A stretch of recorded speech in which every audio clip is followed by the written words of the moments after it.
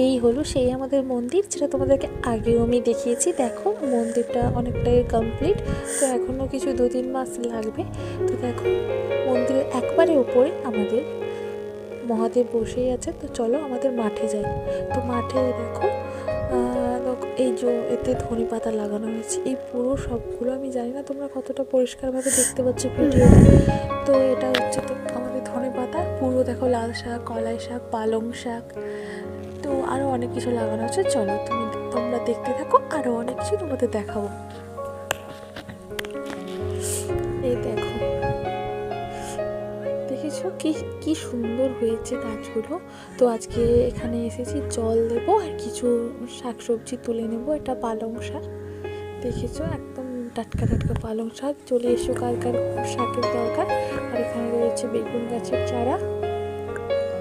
তারপরে এসো চলে এসো, এটাও বেগুন গাছের চারা। তো সাইডে রয়েছে বিট, গাজর, আর রয়েছে ওলকপির গাছ। আর এটাও বেগুন গাছের চারা। আর এগুলো পুরোটাই কলাই শাক।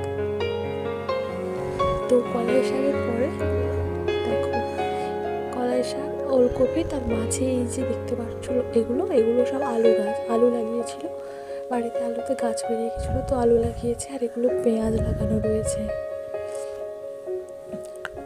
দেখো পেঁয়াজ লাগানো রয়েছে। আর এইখানে দেখো এই যে পুরো দেখতে, এগুলো ছোট ছোট চারা, বাঁধাকপি, ফুলকপি, লঙ্কা, বেগুন, এগুলোর চারা তৈরি করেছি আমি বীজ থেকে। তো সেগুলো এখনও হচ্ছে, এইমাত্র ফুটেছে। তারপরে ওই বড় বড় যে চারাগুলো দেখতে পাচ্ছ, ওগুলো হচ্ছে টমেটো। কত বড় বড় হয়ে গিয়েছে, দেখো কি সুন্দর হয়েছে। যখন টমেটো হবে তখন তোমার সাথে শেয়ার করবো, আরও ভালো লাগবে। আর এগুলো রয়েছে বাঁধাকপি, ওলকপি, ফুলকপির গাছ।